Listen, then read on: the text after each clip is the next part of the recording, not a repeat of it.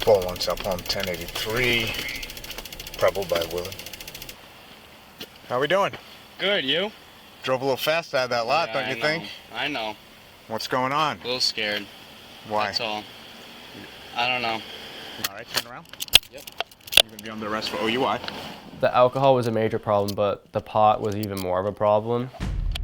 Leaving a buddy's house, blacked out, don't even remember even getting in my car, driving down back roads going 83 miles an hour, don't know what roads I was on, I wasn't buckled in, I went off the road, hit a telephone pole and got back on the road. It all started when I was 13 years old. Vaping was the first substance I found. With nicotine, with it being my first substance I started with, it's still a substance I do now. It is one of the hardest substances that I have come across to quit. I have tried quitting nicotine about 8 times between nicotine patches, nicotine gum, just using all of my options. A bunch of my buddies had older siblings and we would go down to like their dog parties or we would just find our way there, and I would just see all the stuff going around, like the drinks and the bongs and the blunts, and it would end up in my hand somehow. They were just like, do you guys want to try? And I'm like, yeah, like the older kids are offering, why not? I thought it was safe because I'm watching everyone else use it, so I figured there was nothing wrong with it. It led to me wanting to not live anymore and me needing it every day to just wake up and get out of bed. I had lost 35 pounds and my mom's just watching me get thinner and thinner and thinner, and she's trying to feed me and get me to eat, but I just won't eat because I have to be high. So a friend of mine took her own life a little while back, and after I told my mom that I've been attempting too, and all of that, my mom had her come over when I said, no, don't tell her.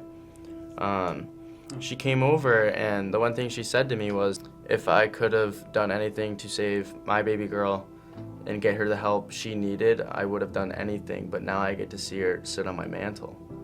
And I just lost it after that. I looked at my mom and I'm like, what am I doing to my mom? Like, my mom's taking photos of me in cop cars trying to teach me lessons, and I'm showing up late at night and crashing my car and just doing all this stuff, and it just wasn't worth doing that to her. So I thought about both of them and I chose to go away. Kind of that moment. Yeah. Wow. It was realization. You're a kid and you don't exactly want to hear that your mom's a drug addict. I know she did a lot of pretty much anything. She used a lot of different stuff. I was 9 years old when I started finding out about her addiction. Before that, I knew something was going on, but I didn't know anything about drugs at first, so I learned when I was 9. My dad told me, but I also connected the dots through school, because in the school I was in, we did the DARE program, and a lot of the things and signs that they had brought up about addicts, I had connected to my mom in a way, so I was able to know what was going on. In a way, I knew it was coming, that my mom was gonna die, but at the same time, like, even if you expect it, it doesn't make it any easier to go through. I was also in an angry stage because my mom made a ton of promises to me when I was younger, like, you can come live with me again, we'll be fine, we'll be this big happy family, and I didn't know where to put my anger at her, so it kind of just balled up, and I was really upset about it because, you know, a kid doesn't really realize what addiction is at first, so it was more of she just left me. It's hard to go through, and it is extremely hard to sit there and watch someone you love die and not be able to do anything about it. I had a really hard time after she died. I got really depressed when she died, and I didn't really want to be here at all. There's a lot of people who struggle with suicide, but I think, again, it's like where they stay quiet about it.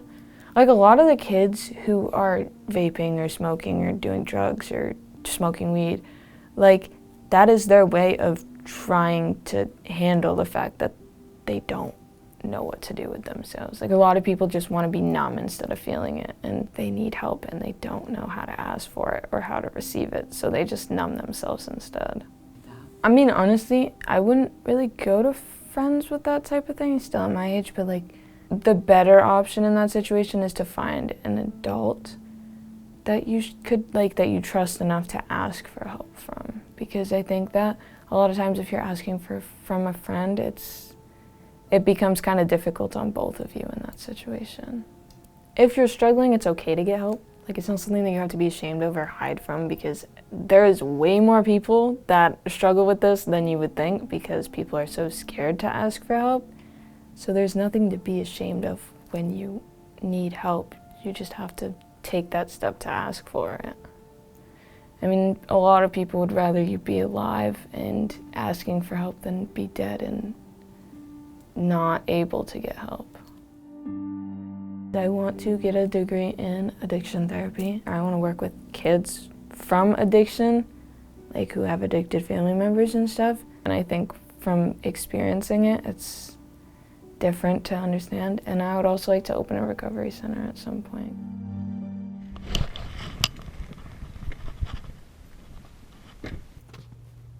How you doing? Good, you? I'm all right. What's going on? You mind stepping out of the car? I sure can. It's good to Jameson. see you, Sergeant. So great to see you too. So I hear nothing but good things are happening. So what's going on? I'm very glad to hear about that. After that night you arrested me, it honestly kind of saved my life, because I didn't think I wanted to lean towards recovery, but after that night it was an eye-opener that I did have a problem and I did need to steer in a new direction of life. And I chose to go the way to detox, sober living, and rehab. So I'm very glad you gave me that chance and opportunity to prove to you and to prove to everyone else that I could have leaded the way of recovery, and I did lead that way of recovery. Keep up the good work, my friend. Thank you, I appreciate Good it. seeing you. Take care. Thank you. Over the last 8 months, we have spoken to several thousand students and adults about high-potency THC, alcoholism, and addiction, and we think it's making a difference. Just by going and saying, hey, look, I'm in your age range, and I'm X, Y, and Z amount of days sober. It doesn't matter how long the date is, it's just that you're still persevering to it. Because I mean, I've had kids come up to me and talk to me and be like, hey, I haven't smoked weed in a week, and I'm like, congratulations, like that's amazing. Like, keep going. And I've had also other kids come up to me and say, hey, like, I've been a year. And I'm like, you keep going. Like, don't you feel so much better? You're a year sober. Like, how do you feel? And they always say, I feel great. It's inspiring. Keeps me going with, I want to keep pushing forward and what I'm doing, staying clean, staying sober.